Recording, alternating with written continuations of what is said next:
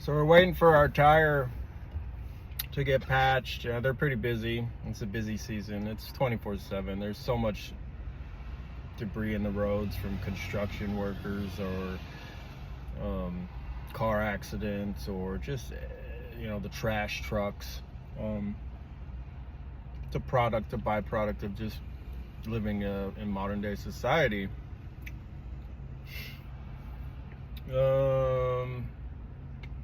But I like to, even though my tires are under warranty, I like to give, always remember these dudes, and they always hook me up, so I try and tip, right? Even though it's covered and I don't have to pay them anything because I bought the tires here and blah, blah, blah. I like to give these dudes a tip for, helping me out, so it's just the way it is. It was raining earlier. Can you imagine doing all that stuff in the middle of nowhere, somewhere you're not familiar with, and it's raining or snowing? So it's good to practice these things, and we're going to do that today. As we sit here with waiting for our tire, the guy at the Toyota dealership told me one of the biggest problems is because the mechanics or the tire shops or whoever services the vehicles, they sometimes use the impact wrench, pneumatic or battery operated, to remove lug nuts and install them, which can help strip out the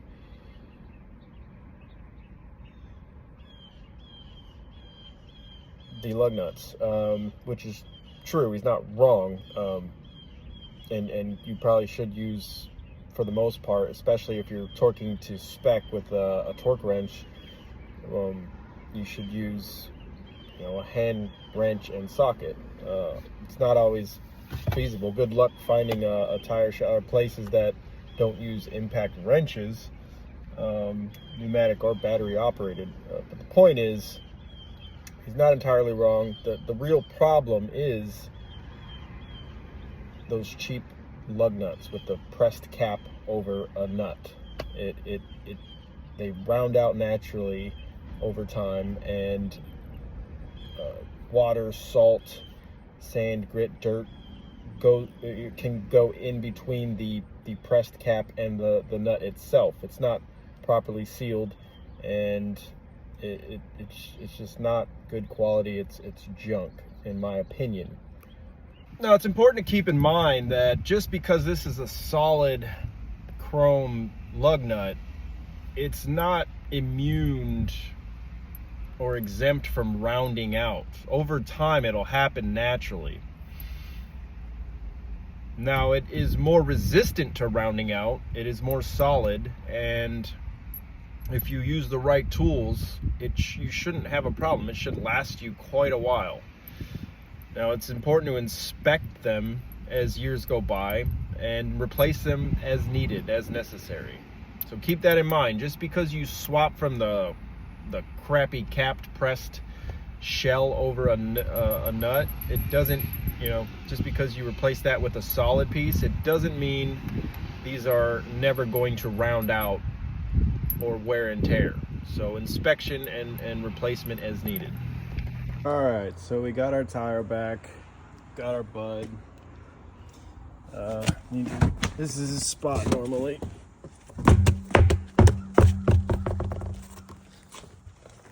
Let's see, where's the patch job? Here it is, the plug. Said he plugged it from the inside. What they do is they have, it's an adhesive, and they plug it. It melts, and as this heats up, it'll adhere more to the rubber around it, and it should be good to go. It's under warranty, and like I said, I don't want to plug it myself if I don't have to, because it's under warranty, and any of their work is warranted. So if you don't have a impact, a half inch or anything, a good a leverage bar like this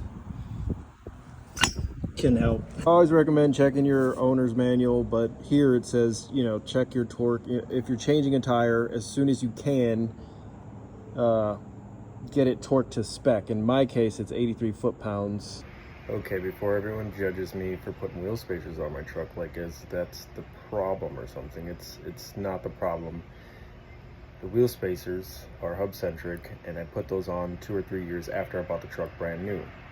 The first year or two of owning the truck, keeping it completely stock, I noticed that the lug nuts from factory were starting to warp and starting to strip sooner than normal after taking it to the dealership and other tire shops in town that have rotations.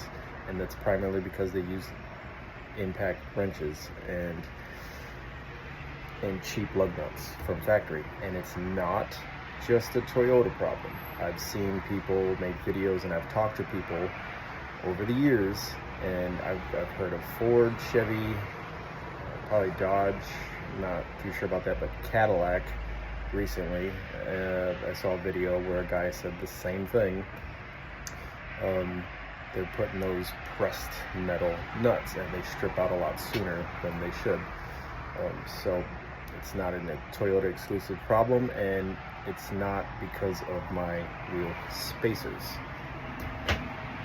If you do go with wheel spacers, they need to be inspected regularly and check all the stuff you would with your vehicle, and hub centric is what is recommended to me, and they work great.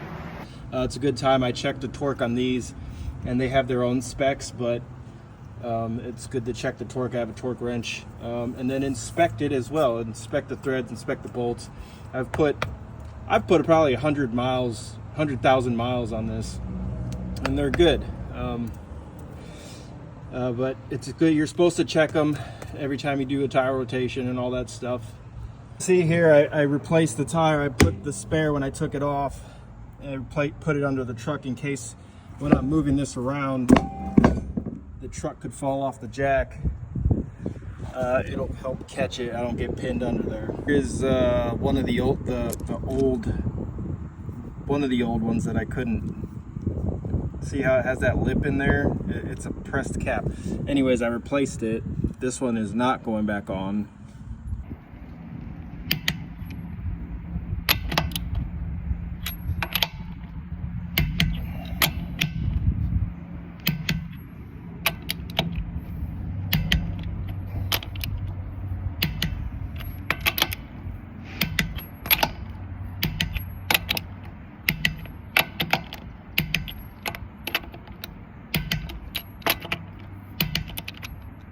So the storm's rolling in, but I'm starting to question myself as I'm doing this myself, which I used to do, but I've been taking it to mechanic shops anyways.